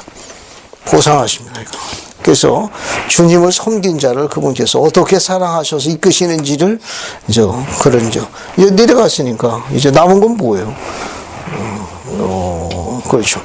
자, 여기서 바닷가에서 이제 뭡니까 이제는 수직 상승하는 일만 남은 거예요. 수직 상승하는 일만. 맨 밑바닥에서 더 이상 올라갈 수 없는 데까지 쫙 올라갑니다. 누구만 할 수 있냐? 신만 할 수 있는 일이에요. 아무도 못해. 죄술이 있었을 적에 소망을 갖는 사건이 생깁니다. 여기 요셉이 갇힌 감옥이 일반 죄수가 갇히는 감옥인가요? 시위대장 보디발이 관리하는 감옥은 왕의 중재인이니까 소위 간부급들, 권세 있는 자들을 형벌을 집행하는 장소가 바로 그 감옥이에요. 그 감옥에 누가 들어왔는가 하면은 여기 요셉이 있는 이 감옥에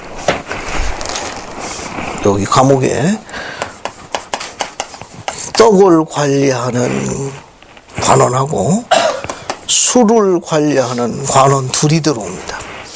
그래서 같이 이제 동기생으로 있게 돼요. 그래서 떡을 관리하는 관원장하고 술을 관리하는 관원장하고 꿈을 꿉니다. 그 꿈을 누가 해석해 주는가 하면 요셉이 해석해 줘요. 그건 뭘 의미하는가 하면 요셉에게 즉 하나님의 영이 항상 임하고 있었다는 중요한 사실입니다. 우리가 세상 일을 수행함에 있어서 요셉부터 배울 수 있는 건 뭐냐면은 세상 사람들의 눈에서는 감옥이에요. 그런데 하나님의 영이 거하게 되게 되면은 상황이 조금 바뀝니다. 우리 몸 안에 우리 자신의 영이 있어요. 그죠? 우리 필면의 몸 안에 우리 자신의 영이 있지 않습니까?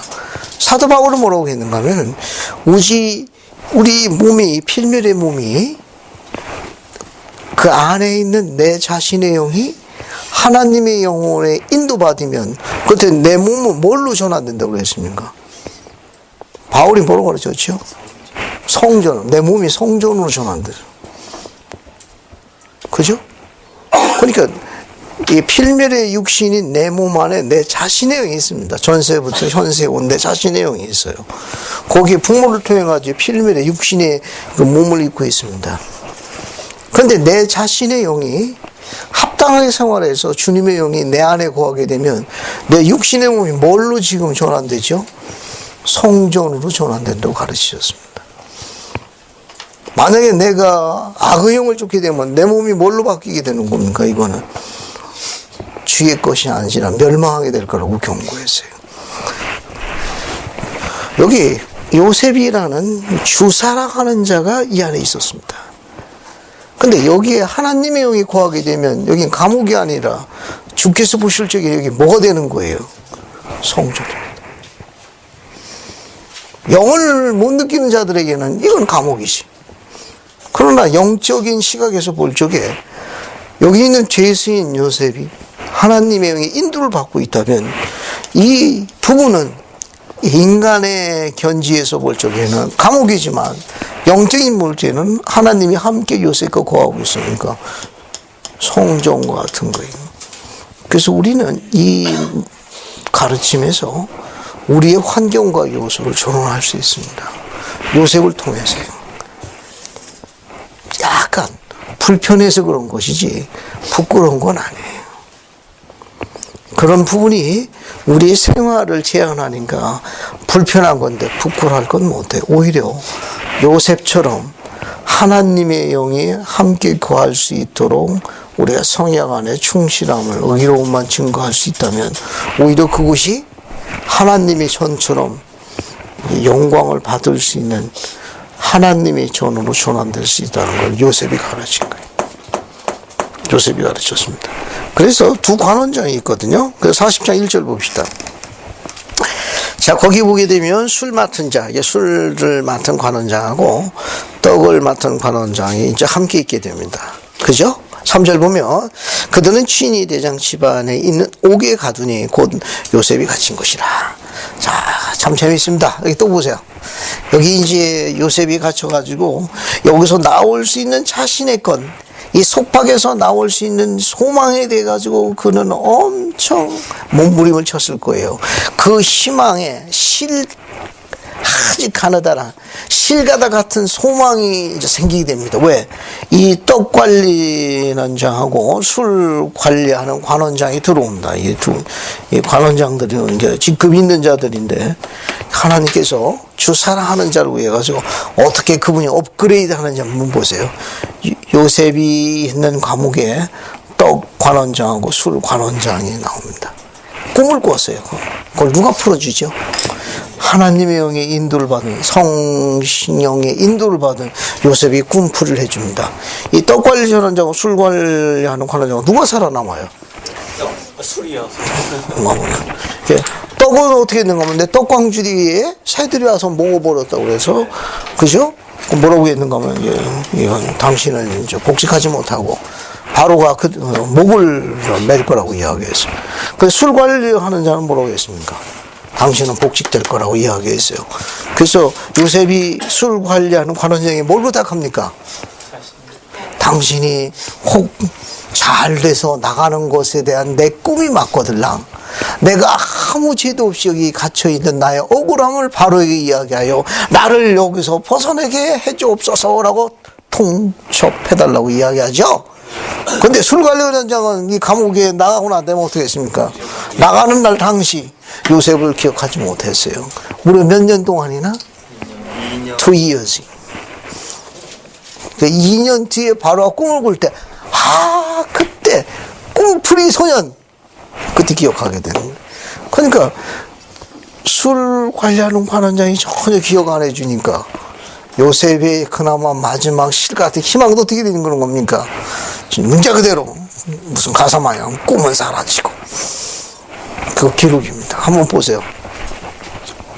자, 그래서 뒤를 쭉 보게 되면은 이제 2절 보세요. 두 관원장, 술 맡은 관원장, 떡을 굽는 관원장, 꿈을 다 꿉니다.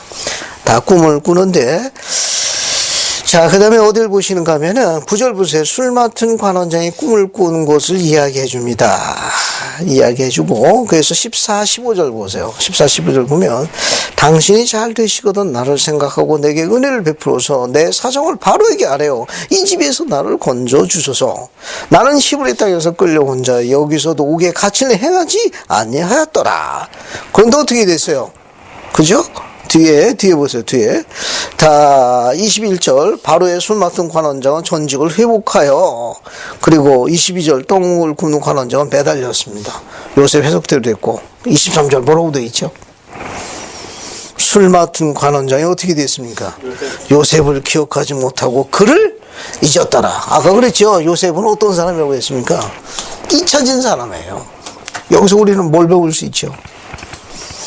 우리는 떡 맡은 관원장은 목에 매달아서 죽었고, 술을 맡은 관원장은 복직하게 될 때 자기의 억울함을 바로에게 설명해달라고 이야기한 그 부분에 대해서는 어때요?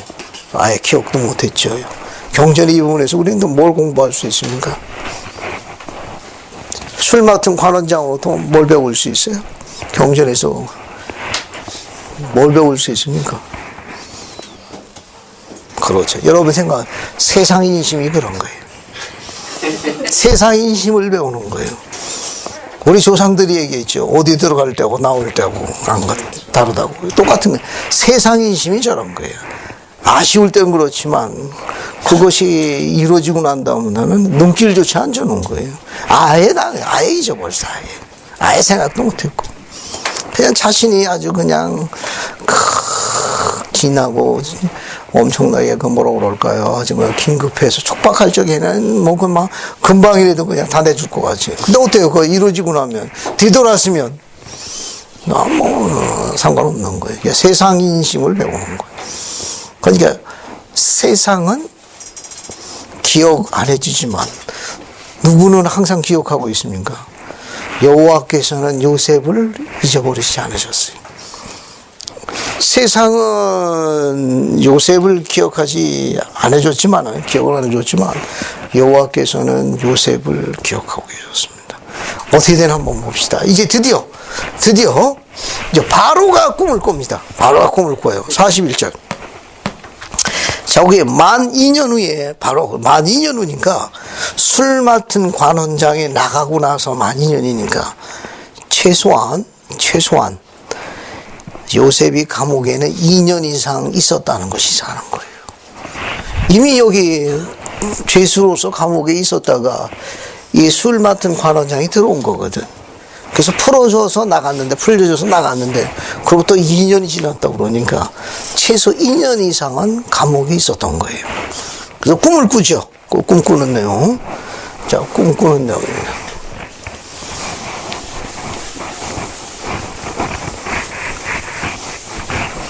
자, 꿈꾸는 내용도 한번 볼게요. 거기 2절부터 7절까지가 바로가 꿈꾼 겁니다. 이게 바로의 꿈이에요. 바로의 꿈인데, 좀 더 자세한 것은 어디 나오는가 하면 뒷장에 나옵니다. 뒷장 17절부터 24절까지예요. 41장 17절부터 24절까지는 바로의 꿈이 재확인됩니다.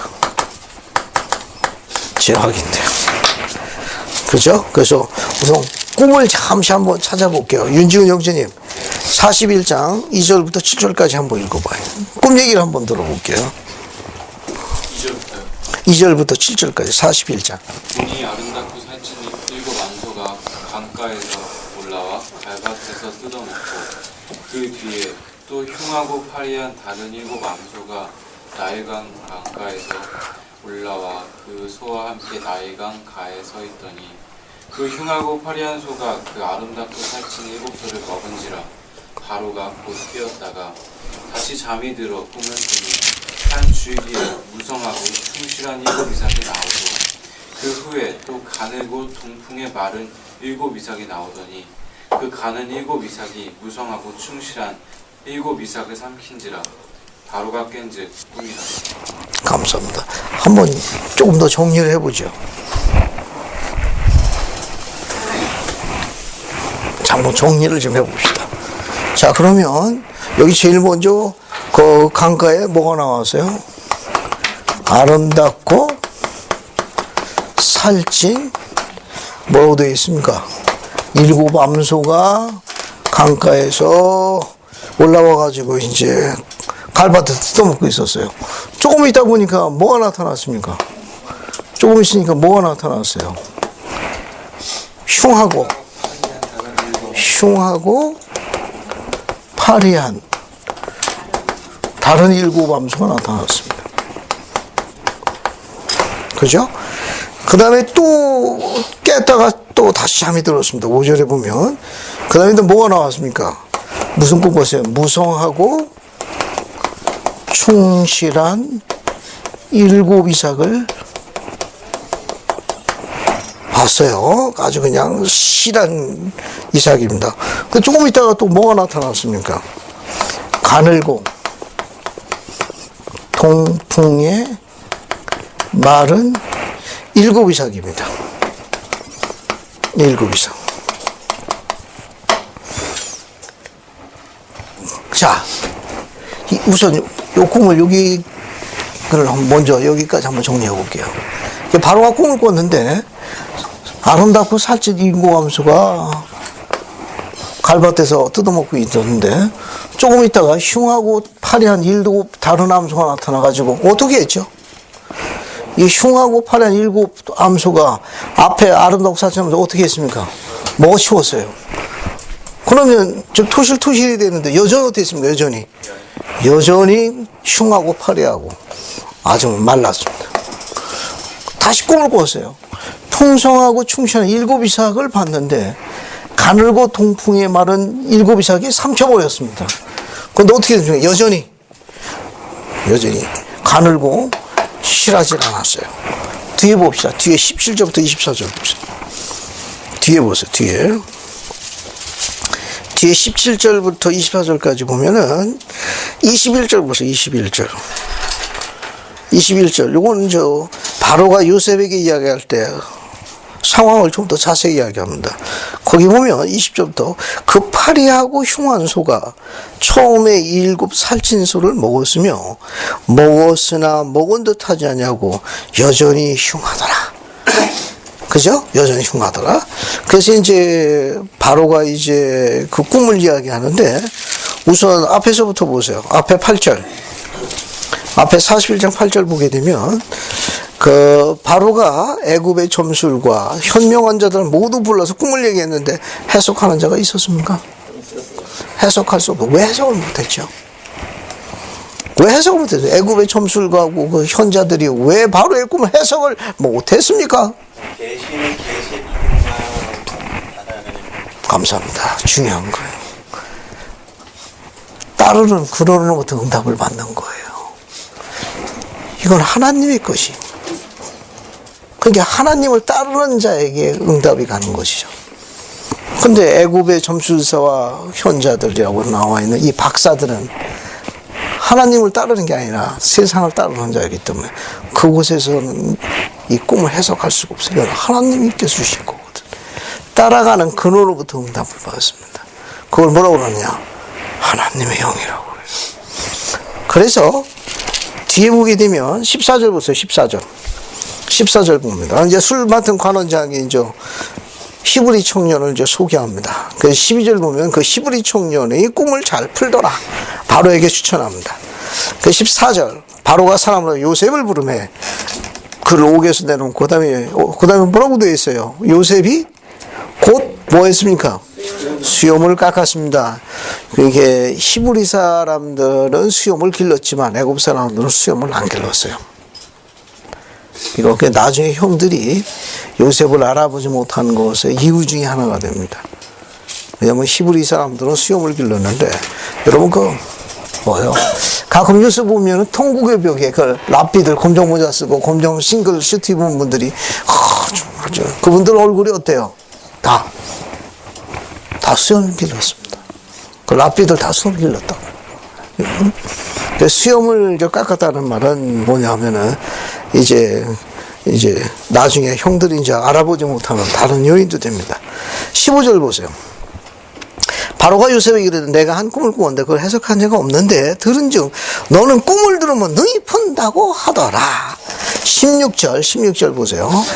요셉이 바로에게 대답하여 이르기를 내가 아니라 하나님께서 바로에게 편안한 대답을 하시리이다. 우리는 요셉의 답변으로부터 뭘 배울 수 있습니까? 뭘 배울 수 있습니까? 요셉의 답변으로부터 뭘 배울 수 있어요?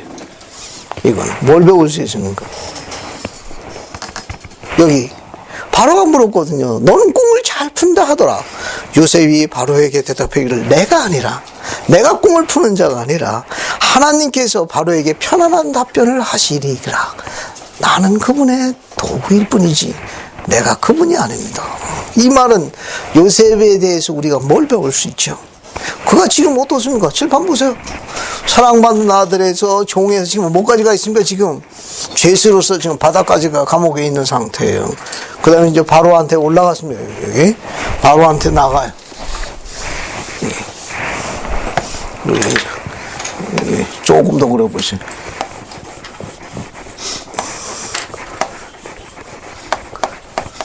요거 애굽의 바로라고 그래요. 바로 앞에 나가지고 뭐라고 얘기했습니까? 요셉이 내가 아니라 여호와께서 편안한 답을 바로에게 드리리라. 그래서 우리는 요셉에게서 뭘 배울 수 있습니까? 지금 사랑받는 아들에서 종으로 팔려가고 종에서 어떻게 됐습니까? 성령에 충실하고 계명 지켰다는 그 의로움 때문에 어떻게 됐어요? 지금은 그냥 죄수가 지금 바다까지 가 있잖아요. 그래서 지금 이제 왕 앞에 나간 겁니다. 그죠? 왕 앞에 나가. 제 능력이 아니라 여호와께서 왕께 편안한 하리이다. 이 말에서 우리는 요셉에서 뭘 배울 수 있습니까? 즉 이와 같은 시련과 역경과 이런 고난의 늪에서 요셉이 오히려 하나님께 뭐하고 있다는 걸 알 수 있어요. 감사드리고 있다는 걸 나타내고 있는 겁니다.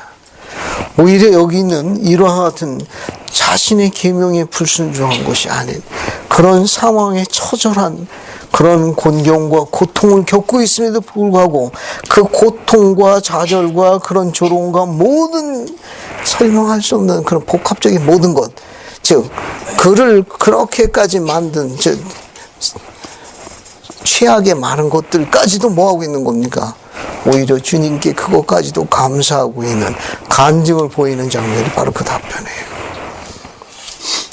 바로에게 편안한 답변하게. 그러니까 주를 사랑함으로 인해 가지고 조셉이 그분을 사랑하는 이유만으로 겪었던 세상의 시련과 역경과 그런 모든 재난과 재앙에 대해서 원망하기보다는 오히려 하나님께 여전히 그분을 사랑하고 섬기고 감사하고 있다는 이 충실한 하나님의 종에 대한 한 단면을 보는 장면의 메시지예요.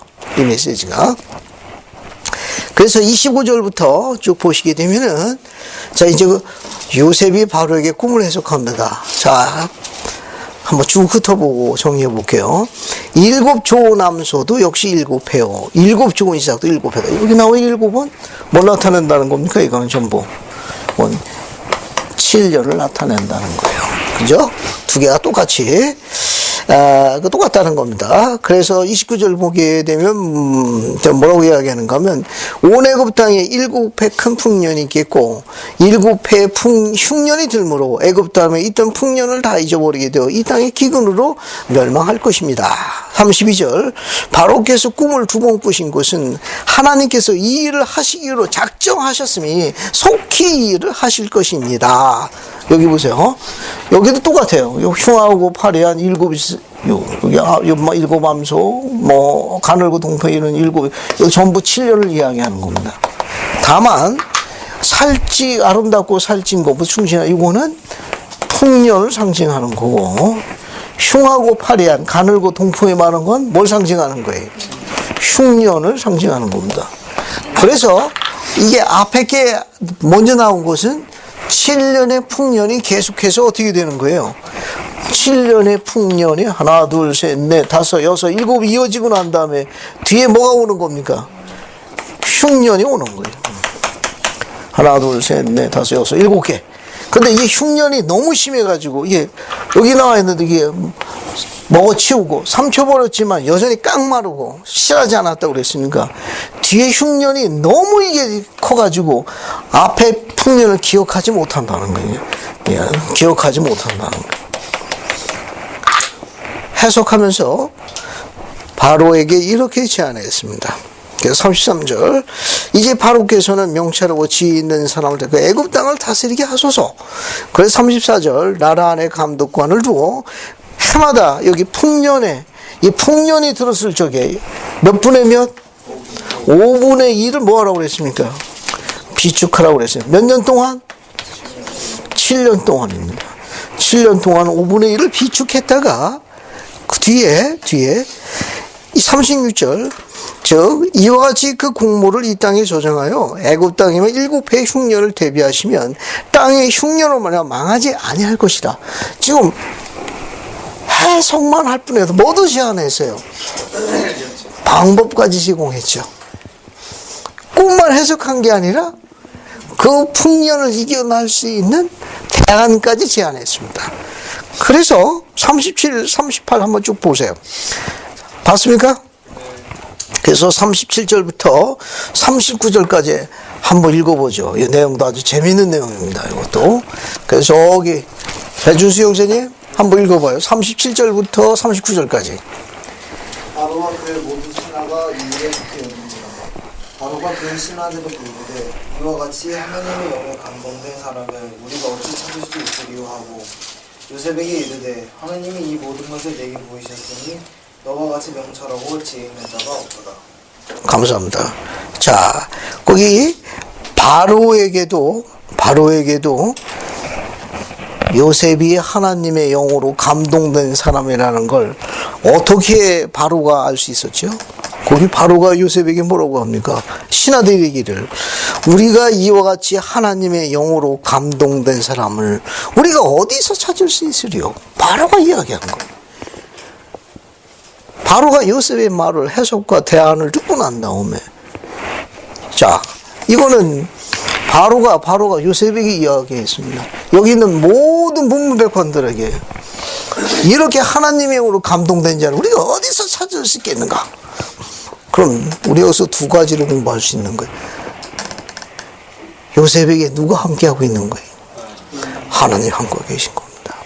그 전능하신 하나님께서 당신의 이 충실한 종을 해가지고 바로에게 그의 눈을 모한 거예요. 눈을 열어놓은 겁니다. 분별력을 지닐 수 있도록 성령을 바로에게 임하게 해가지고 그가 그것을 알아볼 수 있도록 축복하세요. 두 개가 다 작동한 거예요. 두 개가 영은 하나님의 영으로만 소통이 되는 거예요. 바로가 그 영의 인도를 받아 하나님의 감동된 자를 보는 아주 극적인 장면입니다. 그래서 전능하신 분의 이제 축복이 임하게 됩니다. 축복이 임하게 됩니다. 이제 제수에서 이제 어디까지 여기 이제 바로가 이제 왕이니까 제일 높은 자예요. 세상에서 제일 높은 자. 온 세상에서 가장 강대국의 최고의 권력자입니다. 그래서 40절 봅시다. 이제 정리하고 마칠게요. 너는 내 집을 다스리라. 1급지에서 뭘 올라갑니까, 이제? 그래서 41절 보면 뭡니까? 내가 너로 애굽의 온 땅을 다스리는 뭐가 되게 하노라? 총리가 됩니다. 총리가 되죠. 그래서, 자, 왕이 총리가 되게 하라고 그에게 인증 작업에 들어갑니다. 우리가 이제 뭐 작업할 때 인증 작업 들어가죠. 어때요? 인장 반지를 빼가지고 손수 빼서 끼워줬습니다. 자기 반지를 빼가지고 끼워줬어요. 또 세마포 옷을 입혔습니다. 그 다음에 또 어떻습니까? 금사슬을 목에 걸게 하였습니다. 버금수레입니다. 왕이 타은 버금수레에 태웠습니다. 그리고 뭐라고 했습니까? 다 엎드리라 라고 이야기했어요. 엎드리라. 자, 하나, 둘, 셋, 넷, 다섯. 하루아침에 반지를 빼서 껴주고 왕의 옷을 입히고 왕의 목걸이를 채우고 왕이 타는 금수레에 태워가지고 엎드리라 했습니다. 누구만 빼고? 나만 빼고 다 엎드려. 또 이거 말고 여기 있는 요셉이 애굽 사람입니까? 히브리 사람입니까? 히브리 사람이 이렇게 높은 관직에 최고 수령이 되게 되면 말 들을 것 같아요? 격에 어울려야 합니다. 혈통도 맞춰야 돼. 잘 보세요. 그래서 요셉의 이름을 애굽식으로 바꿨습니다. 45절. 사브낫 바네아에. 사브넷 바네아라는 애굽식 이름으로 바꿉니다. 이 말은 뭐냐면 매일 계시를 받는 사람, 그런 뜻이에요. 매일 계시를 받는 사람. 그 이름을 애굽식으로 바꿔줍니다. 왜냐하면 통치하기 위해서요. 총리가 된 그 이름에 걸맞는 직분의 이름을 줍니다. 이것은 매일 계시를 받는 사람, 매일 계시를 받는 사람, 혹은 생명을 떠바치는 사람, 그런 뜻이에요. 생명을 떠바치는 사람. 자, 이름도 되지만 그 다음에 이제 하나 더 보세요. 설명이 다 끝났습니다. 애굽의 총리로서 왕이 개인적으로 이거 인증한 겁니다. 그죠? 그리고 격을 맞췄어요. 그 다음에 요셉은 지금 그 가족 혈통이 있나요?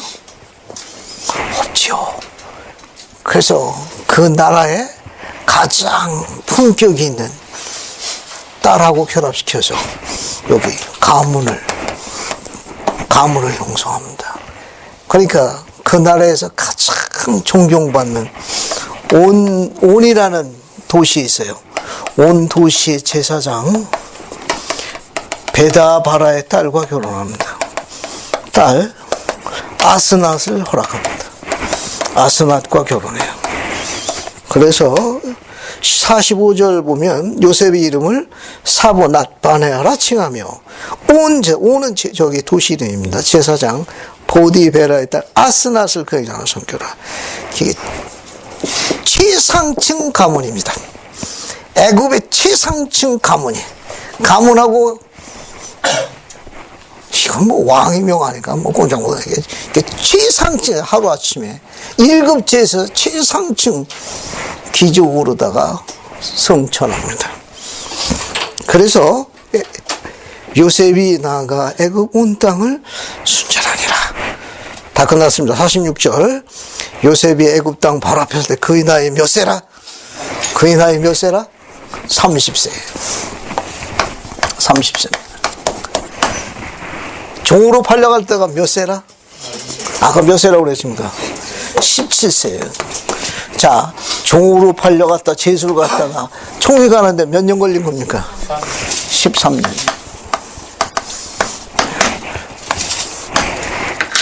재미있지 않습니까?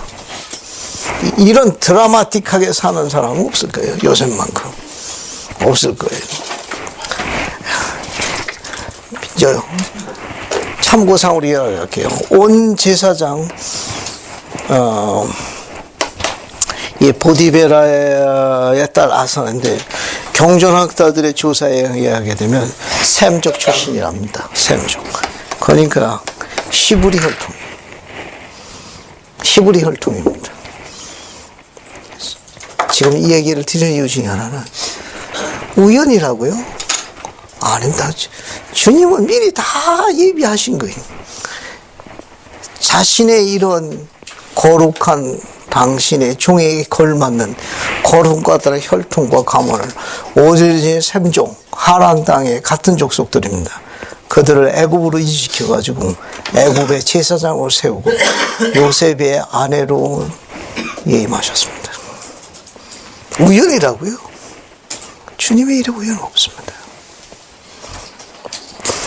일련의 이런 과정을 보게 되면 이 모든 것들이 구약의 요셉이 그리스의 예표라는 걸 알 수 있습니다. 예수님도 나중에 속죄하시는 일련의 과정의 예표로 요셉을 세우신 겁니다. 애굽의 총리가 30에 된 것처럼 예수님도 30의 소명을 베푸셨습니다. 형들에서 팔린 것처럼 그도 유다에서 팔렸습니다. 똑같은 방법으로 여기 나와 있는 모든 방법, 요셉이 이렇게 세상으로부터 아무것도 아닌 것으로 천대와 수모를 겪었듯이 그리스도도 똑같은 과정을 겪었습니다. 이런 모든 것이듯이 전부 조셉이라는 선지자를 세우신 것은 그리스의 예표에 대한 모든 걸 세운 것과 똑같습니다. 여기 먹는 게 나옵니다. 기근이 있죠. 어떻습니까?